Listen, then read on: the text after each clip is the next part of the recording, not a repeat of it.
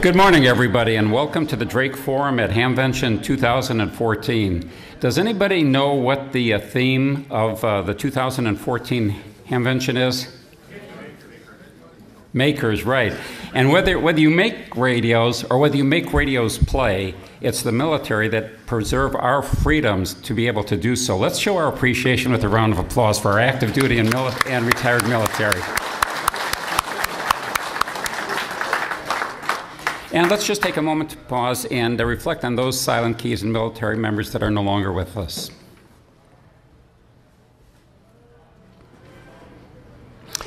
Okay, I'd like to thank the team that's done so much to put on this forum. We've got Mark, N8PEP. We've got Mark, WB0IQK, Aaron, N8QID at the back. They're videographers and the IT professionals. And we also want to express thanks to the presenters this morning. And also, if you see anybody in the arena or out in the flea market that's a volunteer for the Hamvention, give them a vote of thanks, because this is all a volunteer effort. They don't get paid for it, and there's an awful lot of time that goes into an event like this. We pre-drew some prize drawings, if you will, because we couldn't do it in real time in the interest of time, but the winning stubs have already been drawn last night, and so we'll be announcing those winners at the end of the forum. And then you can meet me in the hall afterwards, and I'll give you the prizes. It'll be one to a customer, so to speak. It's going to be sort of like a grab bag. The winners will just pick something out of a plastic bag.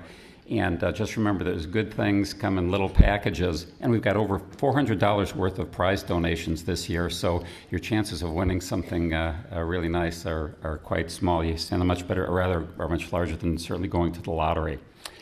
Okay, let me mention one other thing also. Some of the vendors that have donated prizes, like 73 CNC and so forth, they do have stock of equipment and things that they're offering at a discount at Hamvention. So after the forum, if you want to get any of those items, now's the time to do it before they run out towards the end of the day. Okay. This is the group of hams that helped put on this forum, and it does take a lot of time throughout the year, as well as time for the Drake Nets and other support activities. There's some resources that are available to people for the people that have technical questions and so forth. The Drake Technical Net meets on Sunday on 7238. If you have questions about Drake equipment or trying to fault isolate, locate parts or whatever, that's the place to go. If you're interested in buying and selling equipment, vintage gear as well as Drake, that's on the Tuesday net. And then, of course, there's John Lowmiller's book, The Family Affair. The presentation I'm going to make here has to do with Drake linear amplifiers. Particularly the L4B will be shown by example, but it also applies to the L7, L75, as well as other brands of amplifiers. But I use the L4B as the example. The way that I go about checking an amplifier, when one comes in for service for my own amplifiers, I go through a process of looking at the outside appearances, the RF deck, and then the power supply. Then I get into the inside mechanicals and cosmetics, and then I do the operational checks, the static and dynamic checks, and log all the findings as we go. People have contacted me by email or on the air or whatever. They get an amplifier in and they want to start using it, and they say, well, what should I do, or how do I know if it works, or what are the weak points, or what should I be aware of? And so that's why we have this particular presentation this morning.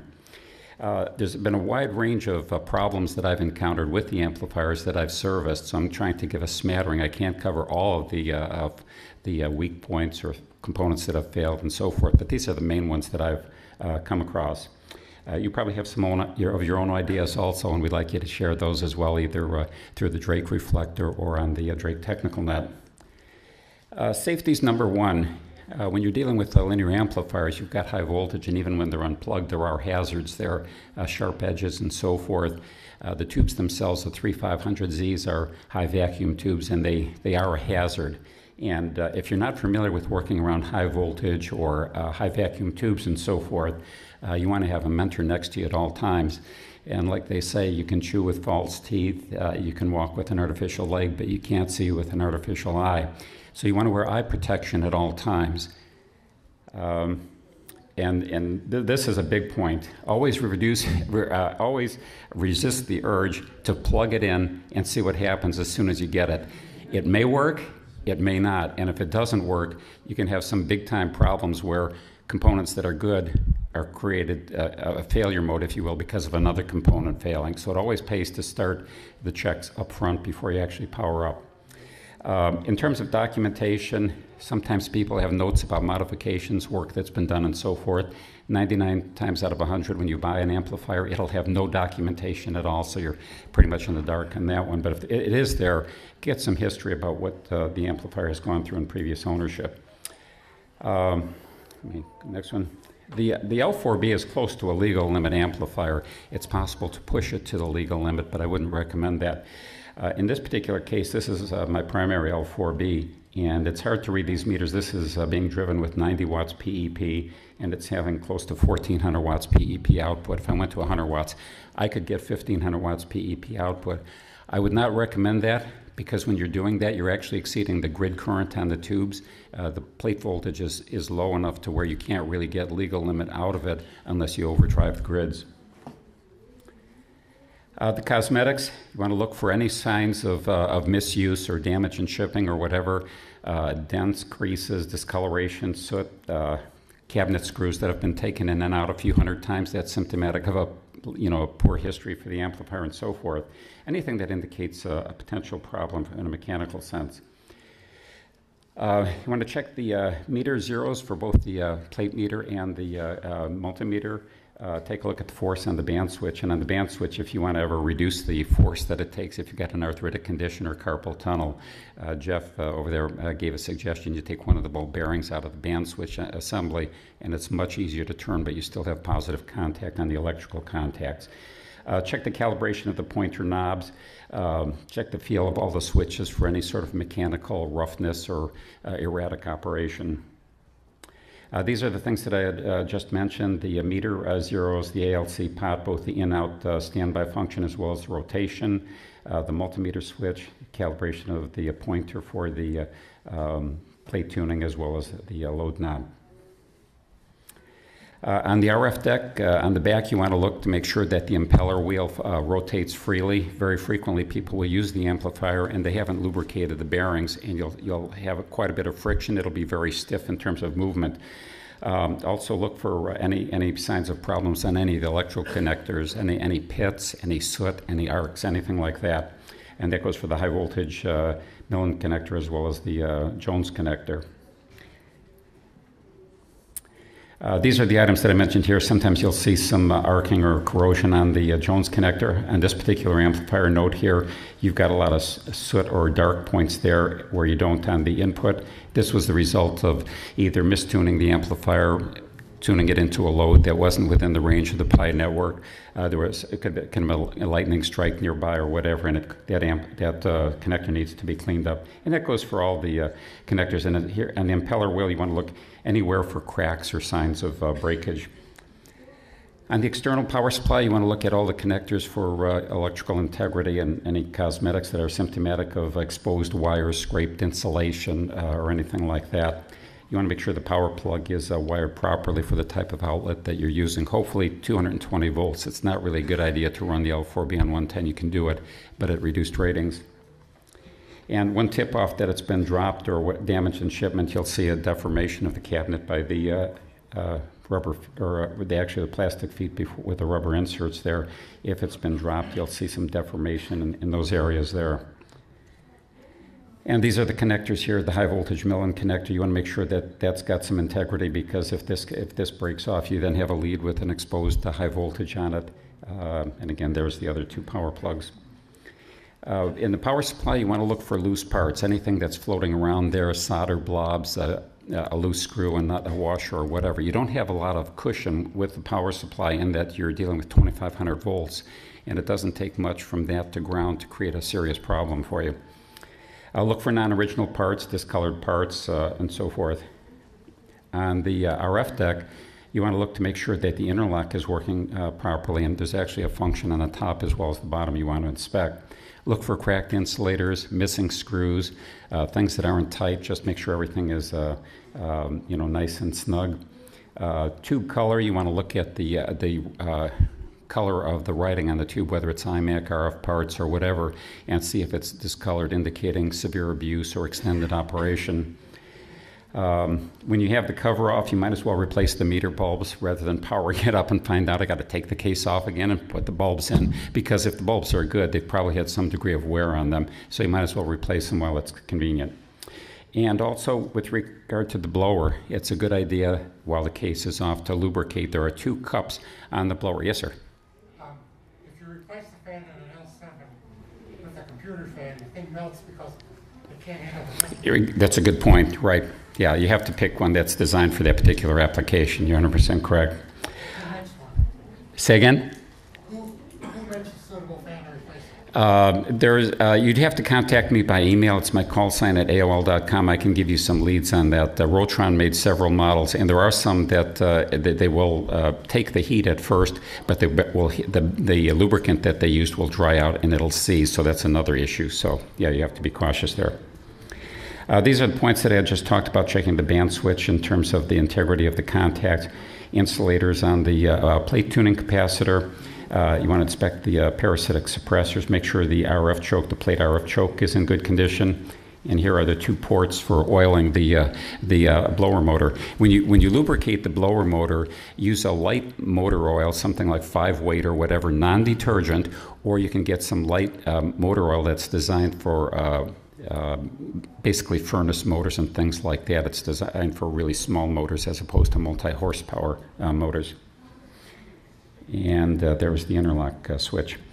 On the tubes, here again you can see that the writing on this tube is much brighter than the one on this one. This one has seen a lot more service or has been abused.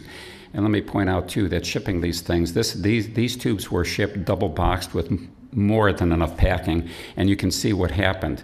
The one on the left, if you notice, the tube plate is actually deformed to the left. It's still attached at the top, but you can see how the sides here are not parallel to the envelope like this tube. So how many G-forces that tube was subjected to in shipping, I don't know, but you want to be very, very careful. And this had more than enough packing, and it was quite a nightmare trying to get an insurance claim, trust me.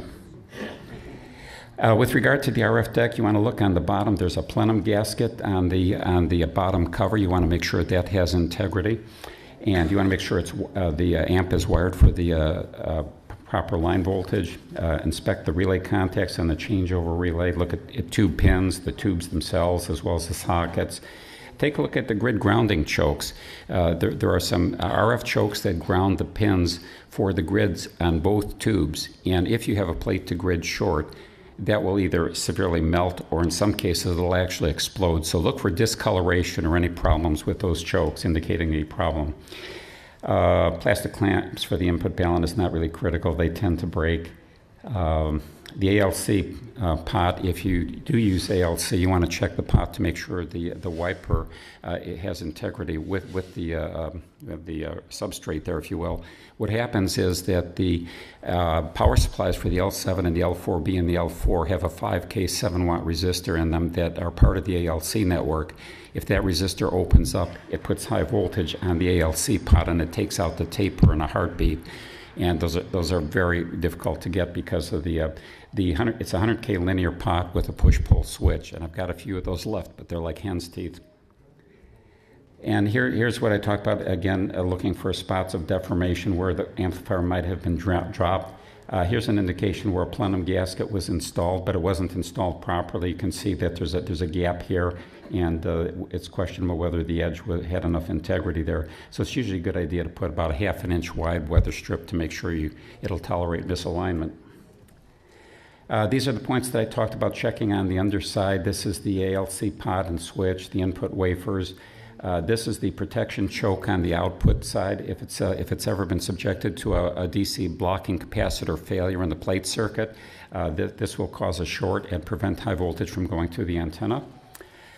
This is the power switch to check out. Here's where the jumpers are to make sure it's wired for either 110 or 220 volts as you prefer. This is the changeover relay to check. And this is the power connector. Sometimes the power connectors will have some soot or signs of arcing. If there's been a severe surge or if there's been a lightning strike, it'll flash over this connector. Here again, here's another plenum gasket. This is an original one, and it has started to flake off, and it had almost no contact with the structure on the bottom of the RF chassis, if you will. So there was reduced cooling. Still, you know, you could operate it and so forth, but this indicates what happens after it's been operating for 30 or 40 years. On the power supply, you want to inspect the electrolytics and see if they've started to vent or discolor. Look for resistors or capacitors that are the wrong value. The 0.82 ohm resistor, you want to check that. That's on that insulator on the top of the chassis, and that resistor will sometimes be replaced by a wire wound or resistor of the wrong value, so you want to inspect that. The 50K 50 watt bleeders are a pretty common failure, and I'll show you what they look like when they do fail.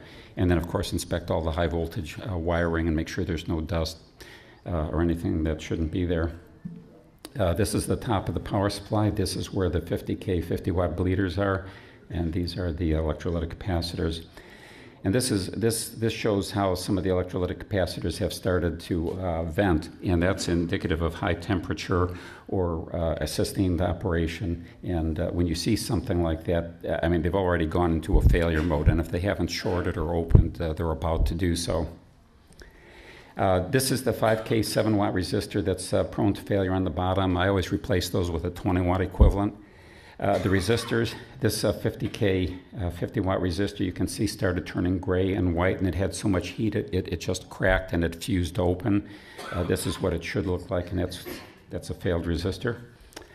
On the power supply, you want to look to make sure it's got the jumpers for the proper line voltage. As I mentioned, the 5K 7 watt resistor is prone to failure.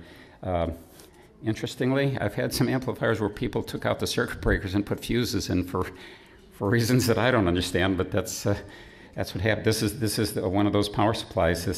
These are the fuses someone put in, so I took them out and put in circuit breakers to get it back into like new condition.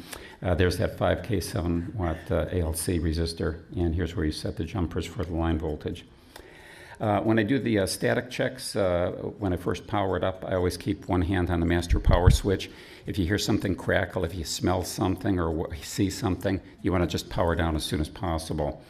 I always bring the supply up very slowly with a variac. I usually go for 10 volts, wait 10, 15 minutes, then bring up another 10 volts and so forth. And the particular variac I have is an ammeter and a voltmeter, and you want to keep a close eye on those. When you start bringing up the voltage, if you see the ammeter coming up also, you know you've got a problem, and you can shut it down at that point, and it'll probably survive. If you go instant on full line voltage, you can run into problems. Okay.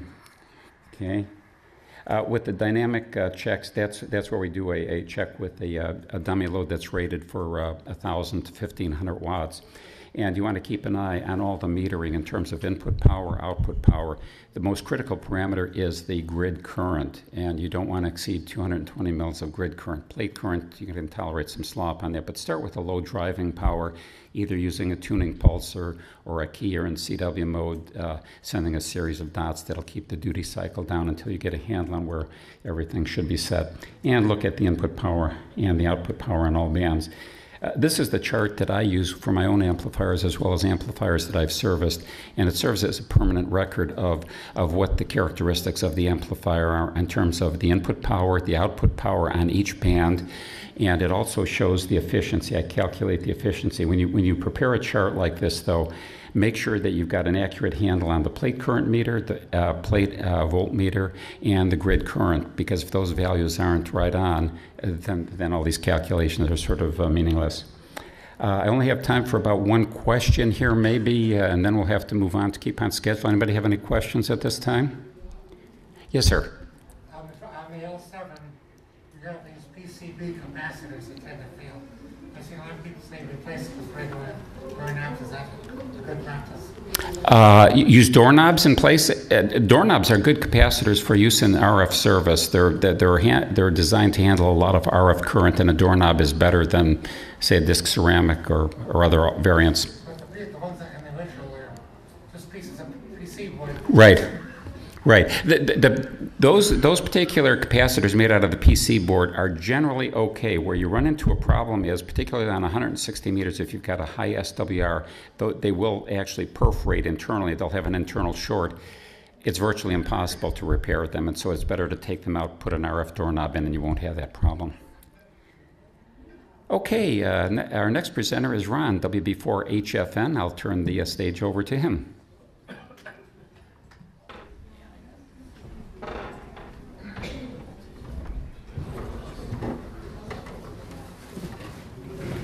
Anybody that's getting old, I recommend you don't. Stop. Oh, somebody got to work that thing? Oh, yeah. Do you want me to do it? Yeah. Can you do it? I'll try. Because I have never been able to do Sure. things once. I got a question for you, though, Evan. Sure. I got an R4B, so I'll be question number 2. I'm sorry, I've got an L4B, and I don't have a high voltage power supply connected, and I still get 800-900 watts out of it. I know the answer to that one, but I won't give it here. I came and saw my presentation 2 years ago. I took a L4B apart, put the power supply inside the L4B housing itself. So now it's all in one, like an L75. Anyway, let's see. We're going to talk a little bit about, well, that works actually. What Drake did in the early days. Go one slide. Hit the escape key. Catch your pointer up on top there. Move your pointer. Upper right left. corner. I'm at a loss. F. It's just, Are we ready to go? There you go. Thank you, sir. In the beginning, Bob Drake graduated college, young engineer, wanted to start his own company. So in 1940, World War II, 1943, 44, during the Second World War, Bob came up with, he started making filters. That's all. Making filters, basically used for jamming and unjamming communications in World War II. He did this at the IF frequency. And from that, he developed a good reputation with products, and it led him to building the first receiver for the military. And during the lean times after the war, Bob Drake had all these employees, and he was trying to keep them all employed and all busy. So at some point in time, his factory was making, for instance, spring contacts for General Electric, coils and chokes for Delco Electric. They even made table lamps for SS Kresge. So he did about everything under the sun to get the R.L. Drake company going, but he always kept his employees employed doing something. Okay, next. All right, we talked about the passband filters. These are the 14U and the 15U were the first filters that he built and designed and sold to the military. Again, 1943, 1944, and they were used to, when you scramble a signal, you stick a carrier or a tone or something in the signal much louder so you can't decode what's being said. So these filters were precisely tuned to that frequency to eliminate it. The end result was nothing but the clear audio. And this is a basic design of what it looked like on the inside. Okay, next. All right, this led to the very first Drake receiver ever built. And it's a BC 1255, built in 1944. And it wasn't even known until many, many years later that Drake ever built them. Because one ham saw, it says R.L. Drake down in there. This is today considered to be the rarest of all radios that the R.L. Drake company manufactured.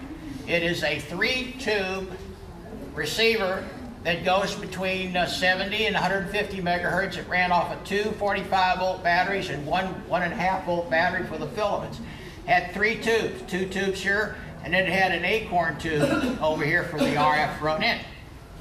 So this today is considered the rarest of all Drake receivers. If you've got one, it's It's worth quite a bit. Okay, next slide. All right, then later on, Drake came out with the 1A. This was back in about 1957. Bob Drake, at that era, everything was big and heavy. Remember the old Hamvention receivers that took 2 people to carry? Everything was big and heavy, and it was all made for AM. Bob Drake was quite interested in this new mode of communications that most people haven't heard of. It's called single sideband. So Bob Drake wanted to design, his goal was to make it light, easy to use, and fully supported sideband. He came up with the great 1A. That's the front of it. It resembles a rural mailbox. And it was mainly designed for single sideband. And you could, through a passband tuning mechanism on the BFO frequency, you could tune the passband to upper sideband or lower sideband. Again, that was the, this goes back to where Bob Drake was instrumental in really designing sharp, high Q filter circuits, either fixed or variable. That's how the passband tuning came into being. On the 1A, the PTO is here with one VFO tube there. A series of IFs in here and power supply in the back and speakers mounted on the back. And it originally sold for $259 new back in 1957. All right, next one. Then we came along. The first transceiver ever built was the TR3. Before that, they were individual boxes. But Bob Drake and his cohort, Bill Sullivan, which was his chief engineer at the time, came up with the concept of trying to build transmitter and receiver both in the same box with circuits sharing common circuits, kind of sharing some of the common circuits. So after a while, the TR3 emerged. The TR3 became the hallmark of the company. It was robust, it was over-designed, and the Drake folks were very happy with it. It was over-designed. Why? Even today, 47 years later, you can go out in this flea market, you can find a TR3, add a little TLC to it, kick it in the butt, it'll come up and start working. They will still work today. So like I said, even 47 years later, you can take a TR3 and they'll still work. The biggest problem with the TR3 today is the 4-pole crystal filters. The crystals are getting so old, they have a tendency to drift off frequency. Other than that, that's really the main problem. It also uses 12 JB6s rather than 6 JB6. All right, next one. All right, basically TR3 had 20 tubes. It generated roughly 300 watts PEP and covered all the bands 80 through 10, not the WARCs. WARCs didn't exist then, but with 3 sweep tubes, covered all the bands in 600 kilohertz increments. The first five TR3s that were produced were chrome chassis. So if you've got a TR3 with a chrome chassis, you have something extremely unique.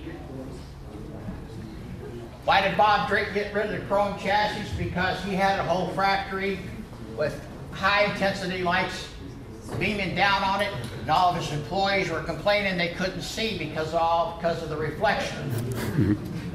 So they went to, it's a steel chassis, it's a copper-plated steel chassis. And even today, that is still a good design. Like I said, it still works pretty well. All right, next. All right, now we're getting into the solid state stuff. Now, Bob Drake has several engineers. They're all tube guys. Now all of a sudden, solid state. What? Solid state. They wanted 100% solid state radio. Now we have a bunch of tube guys that they kind of tried it, But they went through a lot of painstaking trials and errors. Then they brought on a young engineer called Mike Elliott. His name was Mike Elliott. Now, Mike Elliott worked for Heathkit at the time. He was the main designer of the very first all-solid-state transceiver, the SP-104. But Mike wasn't happy with Heathkit because Heathkit told him, you have to design it around the parts that we keep in our inventory. We're not going to buy anything special.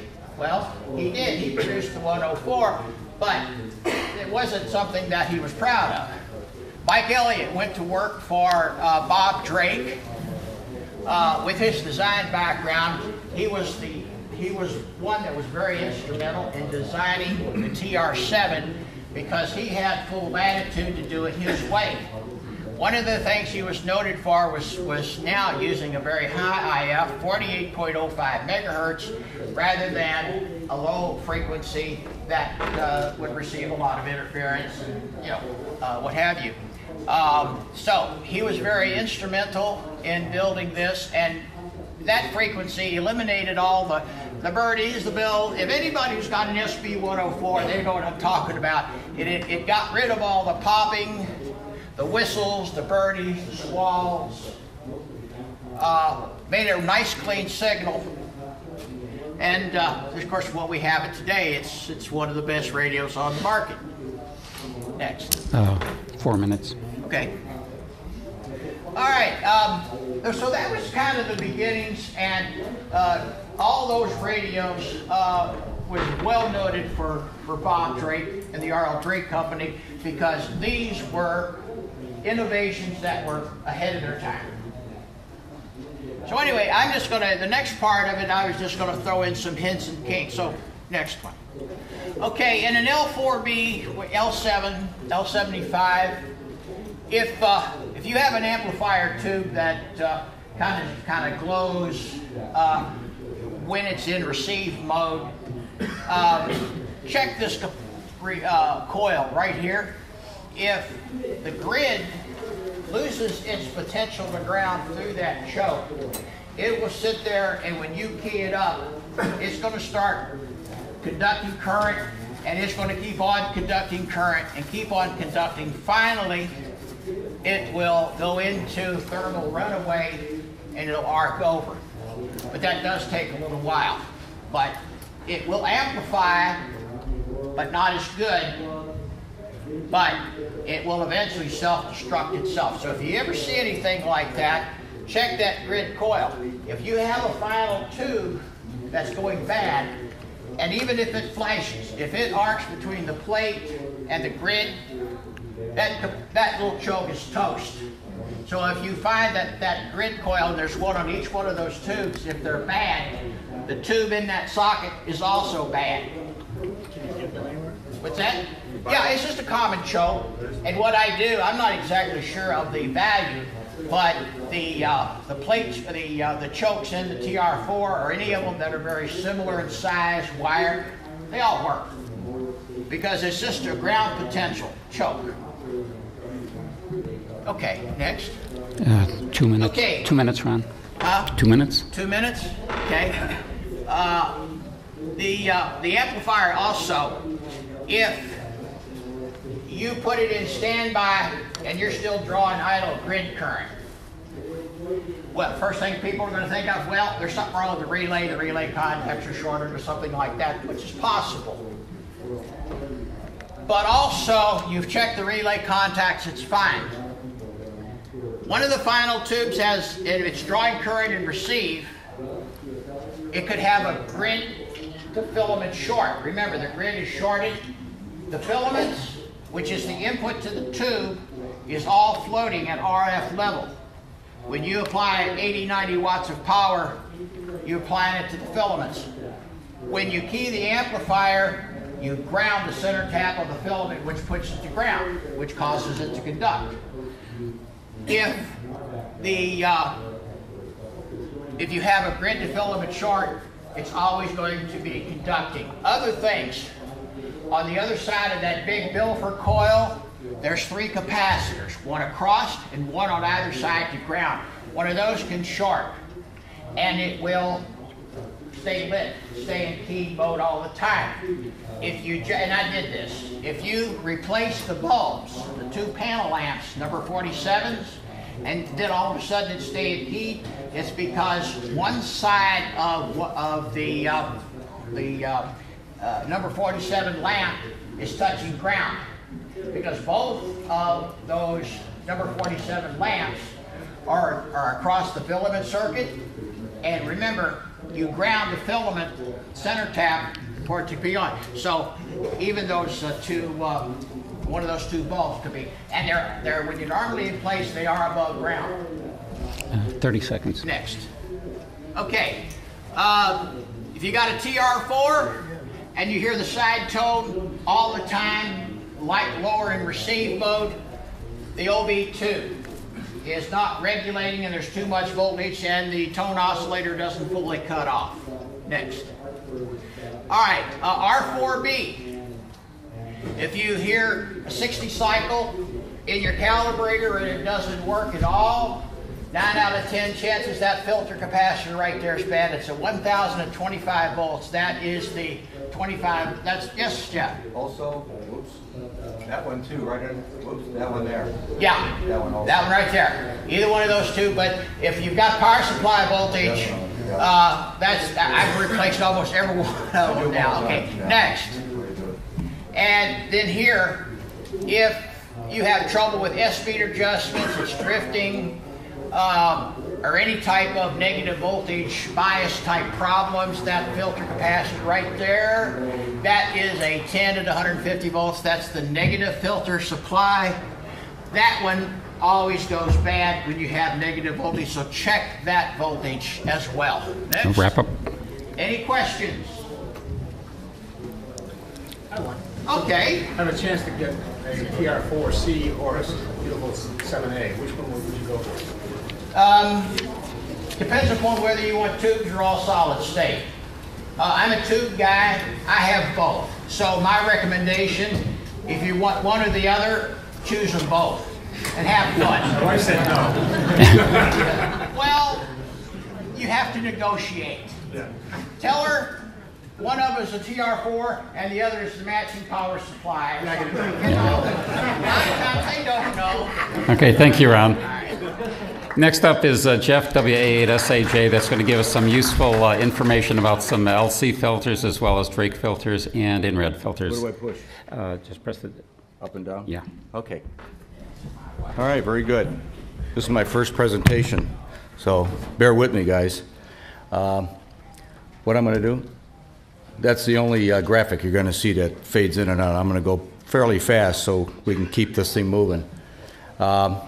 Recently, well, 2 years ago, I was able to afford a spectrum analyzer with a tracking generator. It's called Regal. Company's based in Cleveland. They're ex-employees from a company, Keithley Instruments, and they come up with a spectrum analyzer that you can buy for under $2,000.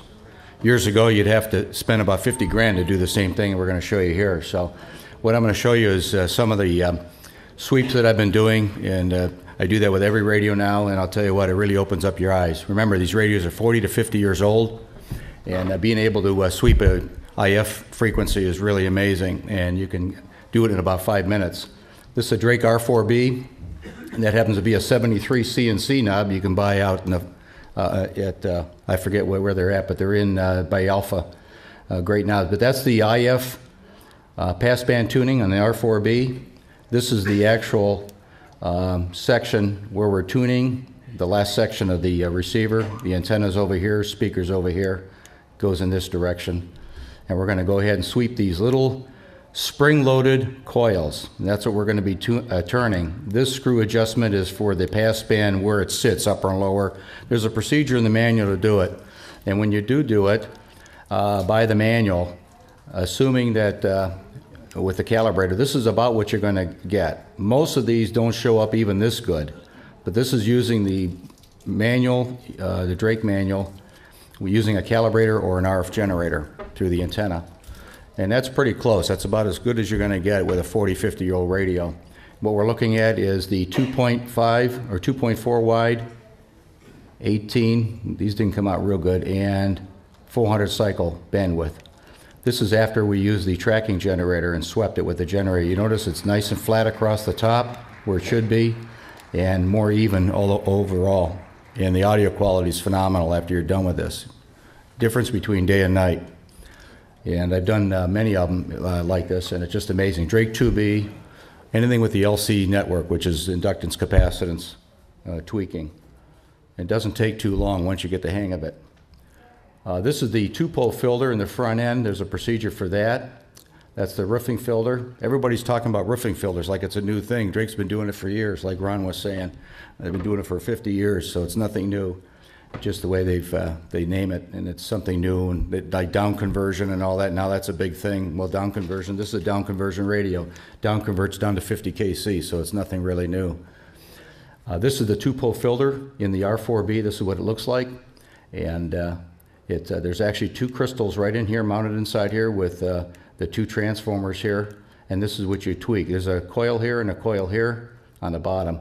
If you do it by the manual, this is about what it looks like. Not too bad, nice and smooth, but it's got a little peak up here. Well, when you use a tracking generator with the spectrum analyzer, you can actually flatten that out and bring in these side skirts, and this actually makes quite a difference. You wouldn't think it would, but the before and after is quite amazing for a 2-pole filter. On the R4C, it is a remarkable receiver, really is, because they've put crystal filters now in the 50 kc section here instead of having LC. And this is where they're located on the back. The sideband filter is right behind here on top of or underneath the chassis. And this is the difference between the R4C at 50 kc and the Drake R4B. Quite a dramatic difference. So if you're a CW operator, contester, and that, you can see why the R4C, even stock, and is Rob Sherwood here? Hi, Rob. You can see the big difference. I figured you'd appreciate this, Rob. Big difference here in selectivity. Also, the roofing filter in the R4C is a 4-pole, so they made a big change there. And Drake always kind of kept things simple, and that was their philosophy. And all they did was take basically the PTO and the crystal mixing and all that, and kept it the same, and just kind of made improvements as they went along. A lot of times I never told anybody that. There was actually 2 versions of R4Bs and 3 versions of R4As. A lot of people don't know that. I found that out the hard way. Here's the filter here. For the 4-pole filter. These are your carrier oscillators. This is the sideband carrier oscillator and one for AM. These are the tweakings. I'll just cover this real quick. And when you run a T4XC and the jack in the back for the T4XC comes in here, this crystal is not used. They use the crystal in the transmitter so that the frequency transceiving is always the same. So there's no tweaking involved. But you normally do adjust this for 5645 in the alignment. But that's the 4-pole filter. And this is what the 4-pole looks like. I don't think, let's see, that's 30 kc. This is 20 kc wide. This is 30 kc. So that I should have done that a little bit better. But in reality, this is actually much sharper and flat across the top, which is what I tried to do here with the tracker. You can see how flat it is. It does improve quite a bit for an R4B or an R4A, Drake 2B, and also the Drake R4. TR4C alignment, that's not my radio. I just had to grab a picture somewhere. Normally I wouldn't put it like that. I'm a nut for knobness. I like everything right. Anyway, the alignment for the sideband filters, which are right here, on a TR3 you can't see them, but they're vertical filters right here. These 2 filters, they have a procedure in the manual that does a pretty good job, and but it is critical because it is a very high Q circuit. This is what they look like normally, lower sideband, upper sideband. Not too bad. This is what it looks like after the tracker's done. You can see it's much smoother, more even on both sidebands. And we're assuming both filters are good. Remember, these are 40 years old, so a lot of times you can't correct this. The filter's just gone bad, or it's moved off frequency. A lot of times you'll see this lower sideband, and that's the one that normally goes bad. Shift off frequency, almost 2 kc. But this is what it looks like afterwards. And this is, I don't know if you can see that green on top here. This is the superimposed correct filter, correct alignment on top of the original. There's the upper sideband. You can see how it smooths it out. Makes a big difference. Before, after. And the audio quality is phenomenal. If you really listen to it, it's really amazing. Mostly on transmit, you'll hear it. Here's the TR4CW INRAD filter. This is the replacement filter. The 2 fellows that own INRAD, they had George make up a filter, and I think it was Gary Poland, WAPU, that sent him filters to sweep. He also sent him an AM filter, which they make for the TR4. And this is the difference between the stock filter. It's a little lopsided here, but you get the idea, where you basically get the same selectivity curve, same rating, but they bring it out just a little bit, about 2.5 wide, and it does make a big difference. It's really mellow sounding. So if you want to make your TR4C or TR4 with the vertical filters, the two separate filters, it really sounds great and just amazing. You lose a little bit of selectivity, but not too bad. You can see it brings it out a little bit. Not wide sideband, but a little bit better sounding. On the TR7, we're zipping along pretty good, huh, Evan? On the TR7, I told you it'd be fast. You guys getting this? The TR7 filter, they have a new filter. This should be 2.3. I made a mistake. Oh, well. And the 2.8 filter is available. If you call them, they will sell you one. They're not advertising yet. Why, I don't know. They were supposed to show a whole bunch of new filters. They're not here this week either, or this Hamfest. Normally the 2.3 would be in here, but you just replace it right here. I did write an article a while back to use the AM filter and transmit through this on AM, and that same article's on WB4HFN's website. And what I've done on mine, I'm still in transition. I've actually put the 2.8 here, and I left the 2.3 where it's at, and I have in the article you'll see I can switch between this one and this one. It's a marked difference on transmit and receive. Nice mellow sounding 2.8 filter, and it really does work quite well. This is what it looks like. That's the 2.3 swept, and there's the 2.8, a little bit wider obviously, and you do lose selectivity. But on the receive side with the passband tuning, you can compensate for this a little bit and move it, squeeze it in a little bit. So it actually works pretty good on receive. Mark, you taking notes on this? Yeah. Interesting note, when I was doing all this testing, I did some testing for INRAD. The original network science filters, the ones that were made, Rob, where were they made? Colorado or Arizona, the network science? Arizona. This is the sweep with the original filter. You see how steep skirt they are and how far down they go? Then later on they went to Japan and had filters made 2.3. You see the skirts are okay up here, but you notice they kind of flare out more so than the network science filter. And I've noticed that on a lot of these. The INRAD is also made in Japan, and you notice it kind of flares out also, but it is a wider filter. But the network science filter, the silver, old silver filters that are kind of dull looking, those are the nice filters. You can see the difference here and how narrow they are down at the lower end. We're going to go ahead and use, this is my first video, so I don't know how well this is going to go. I don't think you'll get the audio because there's no audio on this. We're going to see if it works. Here we are. My first instructional video. Got a TR4C. You hear it? On the bench with 4 minutes. With it all been restored. It's about a 7 out of a 10. Not too bad a shape. We're going to do the filter alignment. Generator. Check That's it out. the tracking generator. And let's see how it works out. I'm going to do Audio some generator. Cutting and editing here as we go along. So stand by. Okay.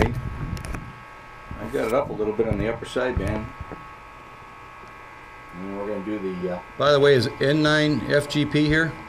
Dave, that's your radio. matching transformer. Oh. I meant to do that before. Yeah, it's still, it's still working? Oh, wonderful. We're sweeping this here. The little carrier in there right now. You can kind of get it in real time, but you got to have an accurate sweep. There we go. We're bringing it up now. We're sending audio through the mic jack, sweeping it from 0 to 3,000. There we go. Well, that's nice and clean. Look at that. All right. Pretty good. Not too bad. It's about the best we're going to get. How about that? That's how it's done. And I'll back out here so you can kind of get a taste of what's going on. We've got an audio generator here, sweep generator. Goes into the microphone here. It wasn't jerking on mine. I'm keying it up manually, tweaking the inside of the radio, looking at the IFR, Kenwood scope. Yeah, believe it or not, Kenwood scope. That's what the waveform looks like. And we're looking at both filters here. That was smooth at home. How about that? Not too bad. That's good. Okay, here we are. The This is the completed radio. Yeah, you notice the knob's got a silver thing in it? And this is what it sounds like when it's... Make note of the ALC adjustment here. 3, 4. And you can see it on the spectrum analyzer. You can see it on the scope. Nice Christmas tree pattern. I am recording, and you can see it on the scope there. That's lower sideband. I'll go yellow. Oh, this being center. Let's see the marker here. Yellow. You can see a lot of lows. Hello. There's lower sideband. Yeah, hello. There's upper sideband. Of course, this microphone's a Shure Brothers mic, and it's got a lot of lows in it. But you can also see ALC.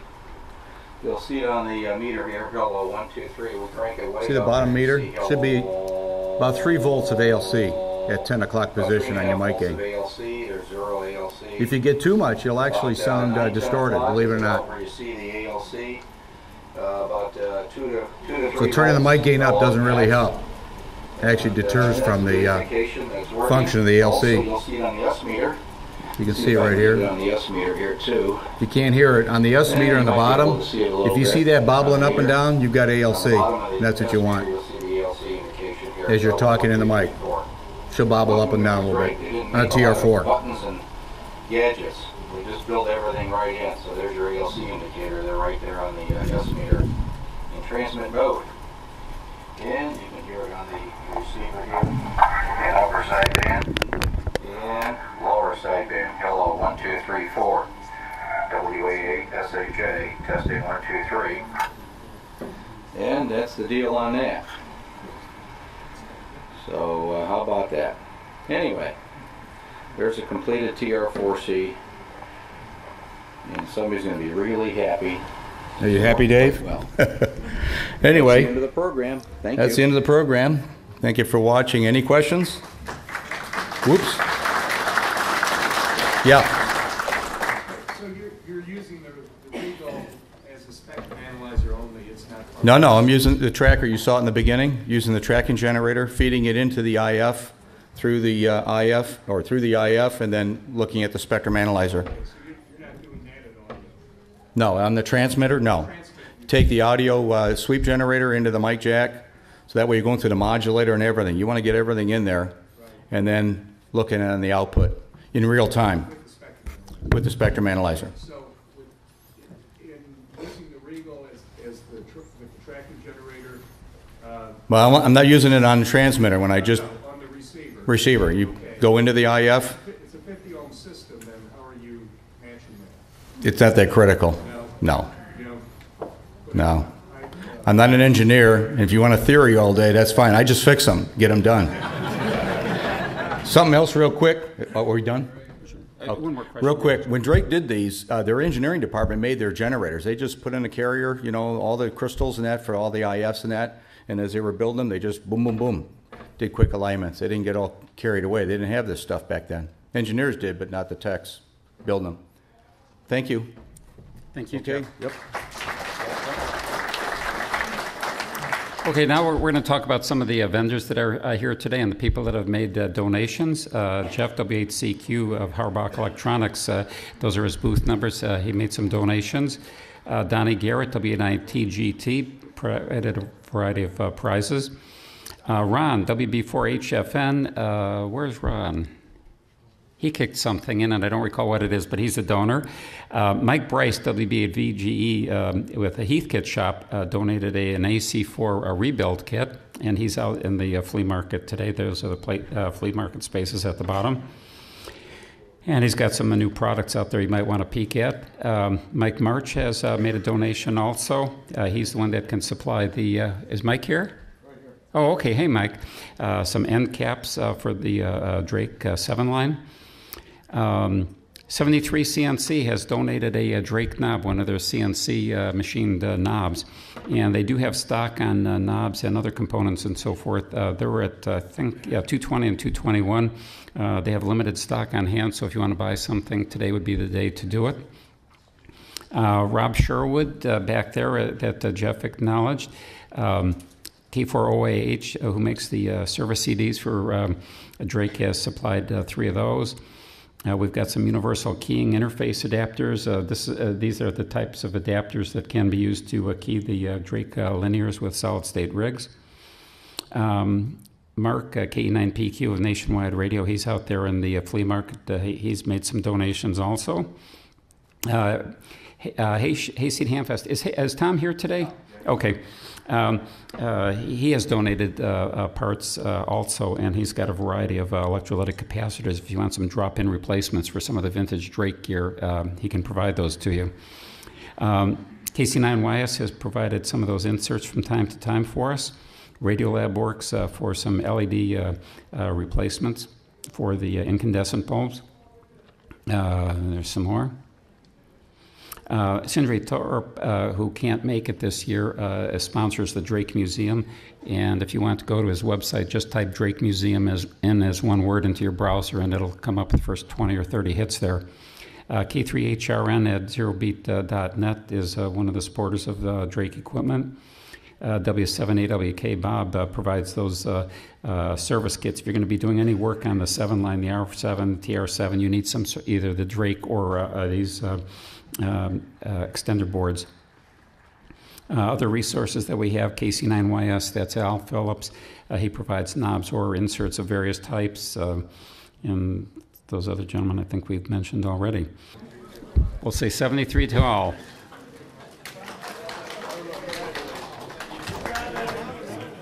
Tickets.